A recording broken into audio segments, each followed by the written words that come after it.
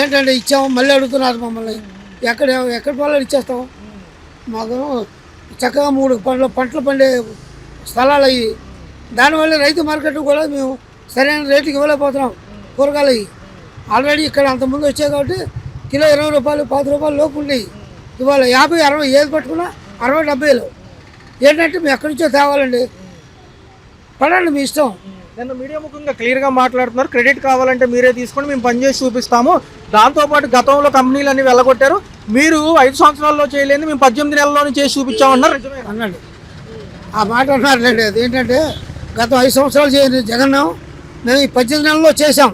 Already అన్నీ ఇచ్చేసాం, అందరికి పథకాలు కూడా అన్నీ ఇచ్చాం అని కూడా చెప్తున్నాడు ఆయన.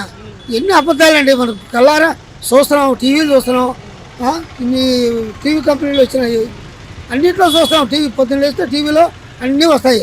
ఎవరేం చేస్తున్నారు, ఎవరు చేశారు. జలాలు, ఆ నీరు కూడా చూడండి, సముద్ర జలాలు కలిసిపోతుందని చెప్పని అమ్ముకుదబ్బి గతంలో వాళ్ళకి తెలంగాణ కాంగ్రెస్ గవర్నమెంట్తో పొత్తు కలిపి వాళ్ళకు పంపించడం జరిగింది. ఎవరు? చంద్రబాబు నాయుడు కదా. ఇవన్నీ మాకు తెలుసు. మేము ఇంచుమించు ఆ ఏజ్ వాళ్ళం. ఏంటి ఆర్థిక రాజధాని విశాఖపట్నం అంటున్నారండి. నిన్న మళ్ళీ కొత్తగా ఈ విధానంలో ఎందుకు మాట్లాడుతున్నారు సార్? విశాఖపట్నం పదే వినపడుతుంది, మేము సెలబ్రేట్ చేసుకుంటాము, అక్కడ భోగాపురం కాడి పైనుంచి కింద వరకు కూడా అంతా కూడా మేము సెలబ్రేట్ చేసుకుంటాము, సక్సెస్ఫుల్గా అభివృద్ధి వికేంద్రీకరణ మేము చేస్తున్నాం అంటున్నారు ఆయన అంటారండి. ఒకప్పుడేమో వైజాగ్ దేనికి సముద్రం గట్టు కదా, అక్కడ ఏమో లేవు, అక్కడ ఏం అనవసరం కట్టిన ఇరుకు సందులు, ఇరుకు రోడ్లు అనేవాడు. ఇవాళ జగన్మోహన్ రెడ్డి అక్కడ ఏదో డబ్బులు ఖర్చు పెట్టి కట్టించాడు. కట్టిస్తే దేనికది? ఎవరైనా ఇతర దేశాల నుంచి వచ్చినా, మన పిఎం ప్రైమ్ మినిస్టర్ వచ్చినా అక్కడ ఉంటాకి సరైన స్థలం లేదు, ఉంటాకని కట్టాడు. ఆయన వాడుకోవడానికి కాదుగా. ఇప్పుడు ఆయన వెళ్ళి దొరుకుతున్నాడా? మీరు వెళ్తున్నారు, ఇప్పుడు మీరు వెళ్ళి బాగుంది, ఇప్పుడు బ్రహ్మాండంగా ఉంది అంటున్నారు. అక్కడేదో మళ్ళీ రాజధాని అక్కడ కూడా చేస్తూ ఉంటారు. మరి వడ్డమాన గ్రామంలో ఎవరైతే మంత్రి నారాయణ గారితో పాటు కొంతమంది మంత్రులు వెళ్ళారు 2వ దశ ల్యాండ్ పూలింగ్కి, అక్కడ వ్యతిరేకత వచ్చింది. 5 లక్షలకు సంబంధించి ఇవ్వమంటున్నారు కదా సార్. చెప్తా విన్నాను, టీవీలో చూశాను. మాకు 5 లక్షలు మాకు ఇమ్మని అటం తిరిగారు. నారాయణ అసలు మాట్లాడితే నోరు రాలా. టీవీలో చూస్తాం కదా. వాళ్ళు ఇవ్వం మేము. గత ఇచ్చిందే మీరు 3 సంవత్సరాలు, అలా 5 ఏళ్ళు అలా చేశారు. ఈ 3 ఏళ్ళు ఎలాగైపోతాయి? మాకు 5 సంవత్సరాలు 5 లక్షలు తప్పున ఎకరానికి 5 లక్షలు మాకు ఇవ్వండి, మేము ఏం తింటాం, మేము ఎలా ఉంటాం అని అందరూ రివర్స్ అవుతున్నారు. 3 ఏళ్ళలో డెవలప్మెంట్ అవ్వకపోతే మీరు కోర్టుకు వెళ్ళండి అంటున్నారు. అప్పుడు ప్రభుత్వాలు ఉంటాయా? చట్టబద్ధత లేదు కదా అమరావతికి. నేను అన్ని పేపర్లు చూశాను. ఇంకొక ఆయన అంటాడు 3 సంవత్సరాలు అవ్వకపోతే కోర్టుకు వెళ్ళండి అంటే, కోర్టుకు వెళ్తాగా మీకు ఇచ్చింది? మీ మీద చంద్రబాబు గారి మీద నమ్మకంతో ఇచ్చారు.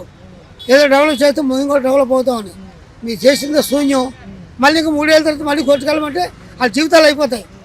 అది ఎలా ఉండబోతుంది సార్?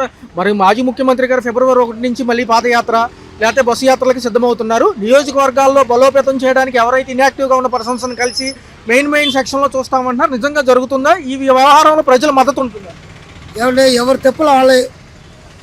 వీళ్ళు గెలవడానికి ఎన్ని అబద్ధాలు ఆడారు.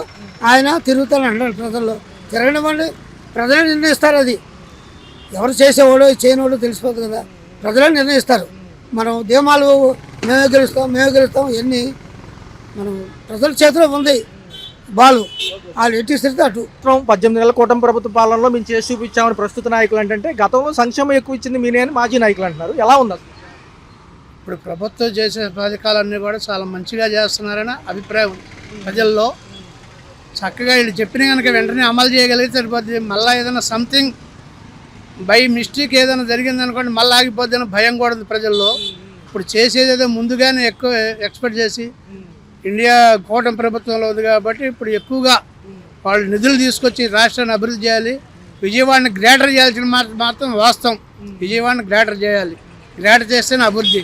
రేపు ఇది అంటున్నారు, రైలు అంటున్నారు, ఇవి అంటున్నారు, ఫ్లైఓవర్లు అంటున్నారు. ఇవన్నీ చేయాలంటే ముందు గ్రేటర్ అవ్వాలి కదా. గ్రేటర్ చేయడానికి ఎవరు ఒకళ్ళిద్దరు ప్రశ్నలు వాళ్ళ స్వార్థం కోసం అంటున్నారు.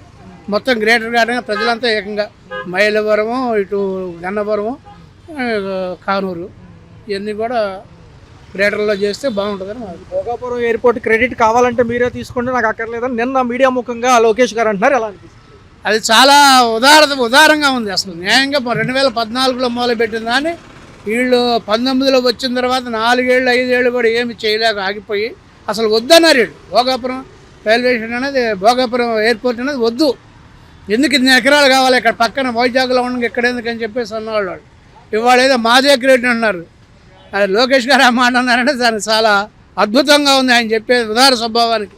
ఏదైనా అభివృద్ధి కావాలి కానీ ఎవరైనా చెప్తే రాష్ట్రం అభివృద్ధి కావాలి, అది ఆ ఉద్దేశంతో ఆయన మీడియా ముఖంగా అడిగిన ప్రశ్నలకు కూడా చెప్పారు సార్. అదే 99 పైసలు భూమానంగానే మేము ఉద్యోగాలు ఇస్తామని బాధ్యతగా చెప్పున్నాము, కట్టుబడి ఉన్నాము.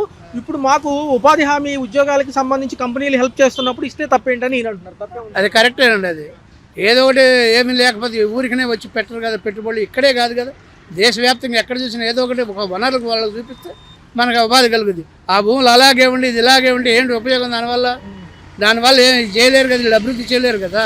99 పైసలు అంటారు, లేకపోతే రూపాయి అంటారు, ఏదో అభివృద్ధి ఏం చేయకుండా ఉన్నాడా, ఏం చేయకుండా ఉన్నాడు ఏనా చేసేనా ఆక్రమించేసుకుని ఆయన పాస్ పుస్తకాల మీద కూడా ఈయన పేరు వేసుకున్నాడు, అన్ని రకాలుగా ఈయన ఇది చేశాడు. ఒకటే కాదు పదే పదే వినపడుతుంది ఏదైతే అంతర్జాతీయ కంపెనీలన్నీ రాబోతున్నాయి. సో మేము కూడా విశాఖపట్నం కేంద్రంగా ఆర్థిక కేంద్రంగానే చూస్తున్నాము, అభివృద్ధి వికేంద్రీకరణలో పైనుంచి కింద వరకు అంతా డెవలప్ చేసుకుంటూ వస్తామని ఆయన మాట్లాడుతున్నారు సార్. ఎలా ఉంది ఇది? చాలా కరెక్ట్ అండి. అది అభివృద్ధి అనేది వైజాగ్ అటు ఆర్థిక అభివృద్ధి వైజాగ్లో ఉండాలి, విజయవాడ అలాగే సేమ్ ఇక్కడ అమరావతి పక్కన బట్టి గ్రేటర్ గారికి చేస్తే చాలా ఆనందంగా ఉంటుంది. చాలా తొందరలో చంద్రబాబు గారి యొక్క ఐడియా, ఆయన యొక్క ఆలోచన విధానం, ఇప్పుడు హైదరాబాద్ ఇవాళ అంత అభివృద్ధి చెందిందంటే చంద్రబాబు గారి పుణ్యమని అందరూ తెలుసు, ప్రతి ఒక్కళ్ళు తెలుసు. అని ఒప్పుకున్నా ఒప్పుకోకపోయినా అది కంపల్సరీ, అది ఎవరు ఒప్పుకున్నా ఒప్పుకోకపోయినా అది కంపల్సరీ. రెడ్ బుక్ గురించి కూడా అడగడం జరిగింది సార్. ఏదైనా పరిపాలనకు సంబంధించిన అంశాల గురించి అడగండి. రెడ్ బుక్ అనేది ఆ గతంలో ఇబ్బంది పెట్టిన నాయకులు మరీ ఓవర్గా వెళ్ళి తారతమ్యం లేకుండా ఏదైతే వ్యక్తిగత విషయాలపైన మాట్లాడిన వాళ్ళే తప్ప మిగతా దాంట్లో ఏమీ లేదని క్లారిటీ ఇచ్చారు సార్. అవును, రెడ్ బుక్ అనేది దేనికి?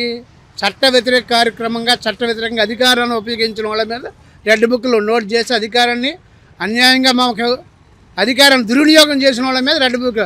అందరి మీద లేదా? ఇప్పుడు ఎంతమంది లేరు రాష్ట్రంలో? 151 మంది ఎమ్మెల్యేలు గెలిచారు మొన్న. వాళ్ళందరి మీద ఉన్నాయా? ఏ 4-3 మీద ఎందుకు ఉన్నాయి? వీళ్ళు అధికార దుర్వినియోగం చేశారు కాబట్టి వీళ్ళ మీద ఉన్నాయి. క్రెడిట్ నాకు వాళ్ళకి ఇవ్వడంలో నాకు ఎటువంటి అభ్యంతరం లేదు, మేము పనిచేసి చూపిస్తాం, కావాలంటే గత కంపెనీలు వెళ్ళగొట్టిన క్రెడిట్ కూడా వాళ్ళే తీసుకోమన్నారు. అవును, ఇప్పుడు అదే మాట అన్నారు కాబట్టి ఆ మాటకు మేము ఏకీపిస్తాం.